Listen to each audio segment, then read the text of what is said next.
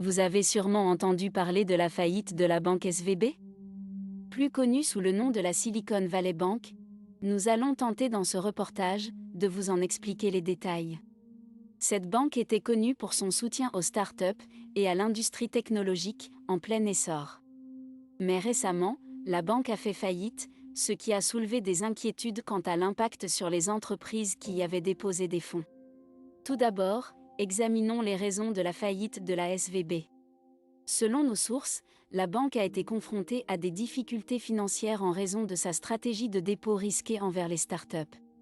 En effet, les dépôts étaient investis dans des bons du Trésor à 10 ans, et étant donné que les taux américains ont augmenté, cela a entraîné la chute des actifs des déposants.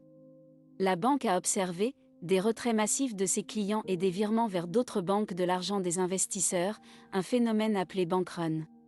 Les 4 plus grandes banques américaines ont perdu 52 milliards de dollars en bourse jeudi 9 mars et dans leur sillage les banques asiatiques puis européennes ont flanché. À titre d'exemple, à Paris, la Société Générale a perdu 4,49%, BNP Paribas 3,82% et le Crédit Agricole 2,48%. Ailleurs, en Europe, la Deutsche Bank a lâché 7,35%, la Britannique Barclays 4,09% et la Suisse UBS 4,53%.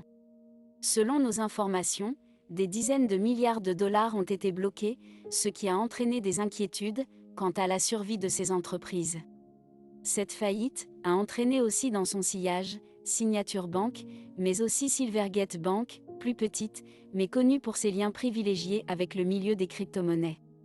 Des experts ont averti qu'il pourrait y avoir un bain de sang dans le secteur technologique en raison de cette faillite. Les startups qui ne peuvent plus verser de salaire à leurs employés pourraient être les plus touchées. Il est important de souligner que le Trésor américain ne va pas apporter son aide à la banque. Malgré les appels de certains experts pour un renflouement financier, les responsables politiques ont décidé de ne pas intervenir. De plus, le gouvernement américain a mis en place des réglementations plus strictes après la crise financière de 2008 pour empêcher les banques en difficulté de recevoir une aide de l'État. Ces règles ont été mises en place pour éviter que les contribuables ne soient obligés de renflouer les banques en difficulté, comme cela s'est produit avec certaines grandes banques lors de la crise de 2008. En fin de compte, la faillite de la SVB est un événement majeur qui a des conséquences significatives pour l'industrie technologique et les startups qui en dépendent. Il est difficile de prévoir avec certitude les conséquences à long terme de la faillite de la banque SVB. Mais il est possible que cette faillite reste un événement isolé et n'affecte pas d'autres banques. Cependant, il est également possible que cela entraîne une perte de confiance plus large dans l'industrie technologique et les startups, ce qui pourrait avoir des répercussions sur l'économie dans son ensemble. Nous continuerons de suivre cette histoire de près et nous vous tiendrons informés de tout nouveau développement. C'est tout pour le moment, et merci de nous avoir regardés.